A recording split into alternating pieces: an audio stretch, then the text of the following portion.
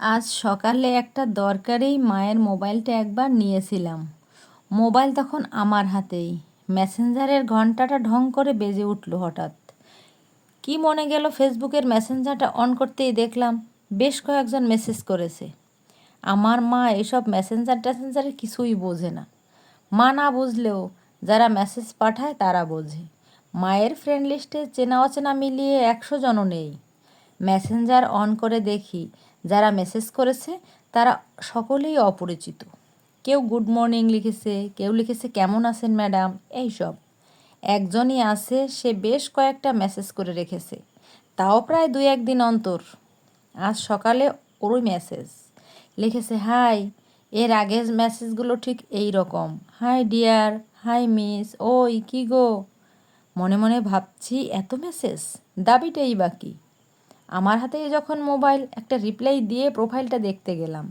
দেখি প্রোফাইল পিকচারে একটি কম বয়সী ছেলে, বয়স ওই 24-25 হবে। প্রোফাইল ঘুরে এসে আবার মেসেঞ্জার অন করতেই দেখি সঙ্গে সঙ্গে রিপ্লাই দিয়েছে। রিপ্লাই মানে অভিমানের মেসেজ। লিখেছে, বাবা এতদিন পর সময় হলো, আমি তো ভাবছিলাম রিপ্লাই দেবে না, কেমন আছো বলো। আমি আর দেরি করিনি, রিপ্লাই দিয়ে লিখলাম, না না বলো বলো, আমি ভালো আছি। আর দেখে কে, তারপর আর থামার নাম নেই, মেসেজ করেই যাচ্ছে। বুঝলাম দারুণ মজা পেয়েছে। আমিও দেখলাম হাতে যখন টাইম আছে, দেখি ছোকরা কি বলতে চাইছে। মামুলি কয়েকটা কথার পর জিজ্ঞেস করলো, বেবি তোমার ছবি নেই কেন। বেবি শুনে আমি হাসবো না কাঁদবো বুঝতে পারছিলাম না। তারপর ভাবলাম ঠিকই তো বলেছে, আমি তো আমার মায়ের বেবি। উত্তরে লিখলাম, ছবি তো তোমারও নেই, যতদূর মনে হচ্ছে প্রোফাইলের ছবিটা তোমার না। সঙ্গে সঙ্গে পটাং পটাং করে 3টে ছবি পাঠিয়ে দিয়ে বলল, এই যে আমি, তোমার ছবি দাও দেখব। বললাম ছবি পরে দেব, কি বলতে চাও বলো। পরের মেসেজ লিখলো, তুমি হাউসওয়াইফ। হ্যাঁ লিখতেই জিজ্ঞেস করলো, কি করে বাড়িতে সময় কাটাও, বোর লাগে না।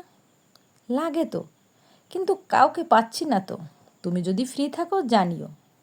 আমার মেসেজে লাভ রিয়েক্ট দিয়ে এবার লিখলো, আমি তোমার জন্য ফ্রি। আমি আর দেরি করিনি, এই সুযোগ কেউ হাতছাড়া করে। সঙ্গে সঙ্গেই রিপ্লাই দিয়ে লিখলাম, তাহলে কাল থেকে চলে এসো বাড়িতে, বেশি কিছু করতে হবে না।